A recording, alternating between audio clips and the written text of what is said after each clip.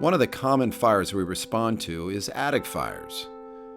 Let's take a look at how attics are constructed and how best to put them out.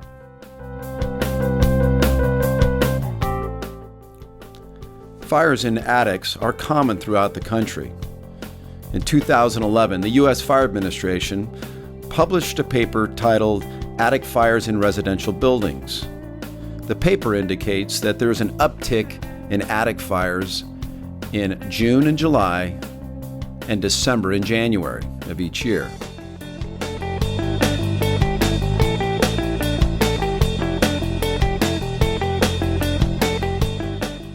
Now, before we fight an attic fire, it's important we understand how attics are designed.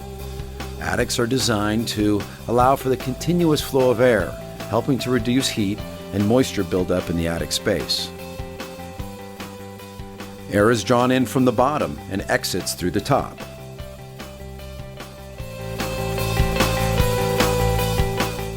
Now let's look at construction features that allow ventilation to occur. Air can be drawn in through a soffit or an eave vent. Here's a few examples of some typical eave and soffit vents.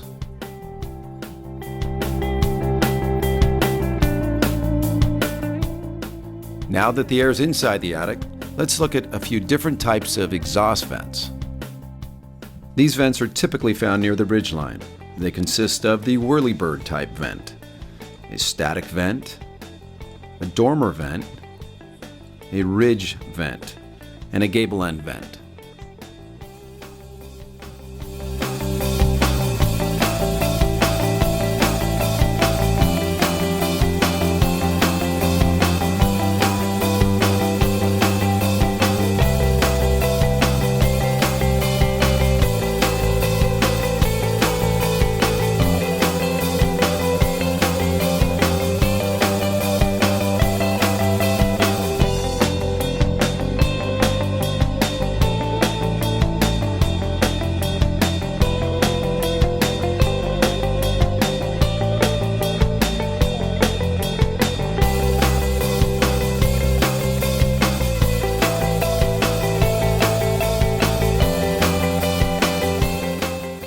Now that we understand how attics are vented, let's take a look at how fires behave in attic spaces.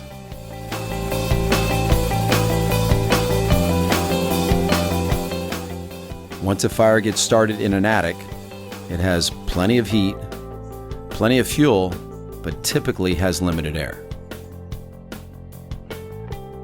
It's all about the oxygen. A fire cannot survive without oxygen. Let's look at the candle. The candle burns. You take a jar, put it over the top of the candle. It consumes the air in that space. Once it's consumed that oxygen, it goes out. Same thing with the food on the stove. You put the lid on, the fire goes out. We've all had experience starting a campfire. To get the kindling going, the more air you give it, the bigger the fire gets. This is similar to how attic fires behave. The more air that's introduced into the attic space, the larger the fire.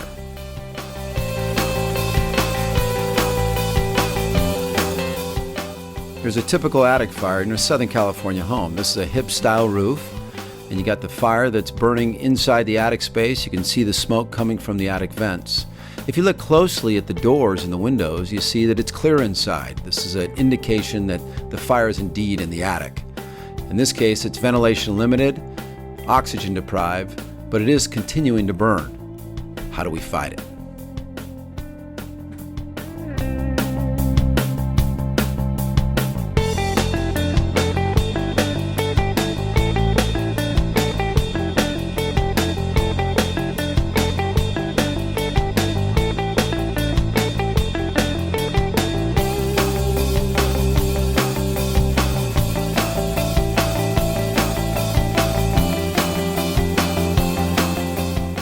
The tactic you use to extinguish the fire in the attic is best determined by the construction features and how fast you can get that water into the attic space.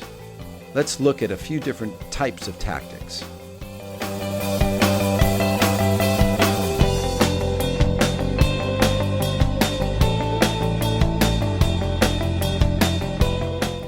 One tactic is to direct a hose stream through the eaves or soffits.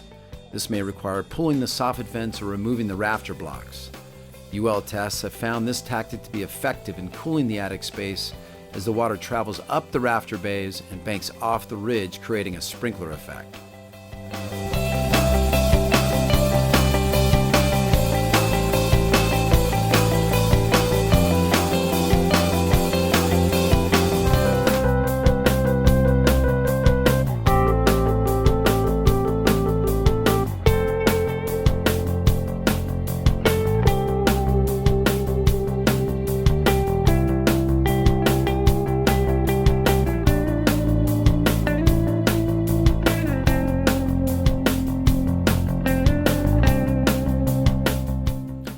This video shows how this attack effectively distributes water into the attic. There is no fire in this demonstration. The water stream enters the eave line and travels up the rafter bay and eventually breaks up when it hits the ridge. Notice the amount of water coming from the ceiling in the rooms and on the opposite side of the house. In the attic, you would see water hitting the surface of the structural members and cooling the environment.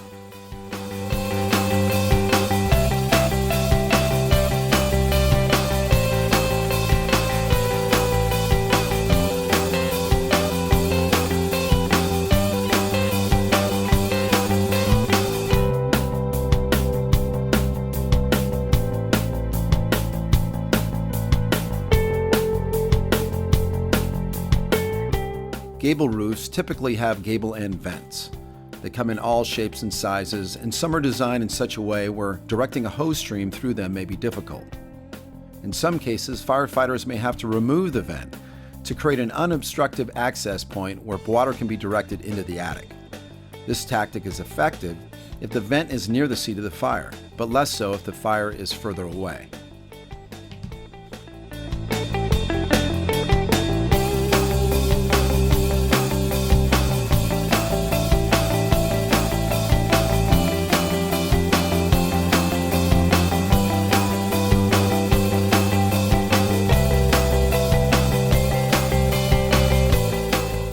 If exterior vents are difficult to access and it is safe to position firefighters inside the structure, directing your hose stream through a small hole in the ceiling may be your best option.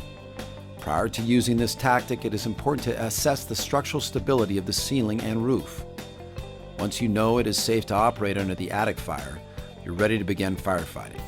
Here's how it's done. Evaluate smoke conditions and use the thermal imager to locate the fire. Make a small opening in the ceiling where the hose stream can be directed for the most effective cooling from the safest location. Do not position crews directly under the fire. Move the nozzle around to wet as many surfaces as possible. Remember to keep the hole small to take advantage of the ventilation-limited environment. The less oxygen the fire receives, the better firefighter you are.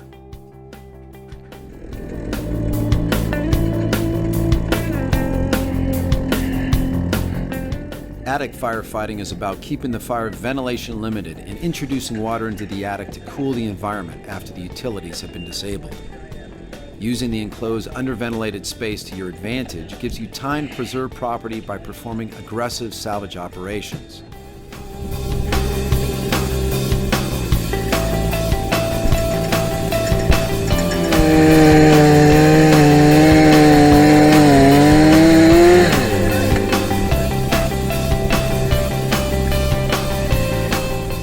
Ventilation that comes before water application results in a larger fire that is more dangerous for firefighters to extinguish.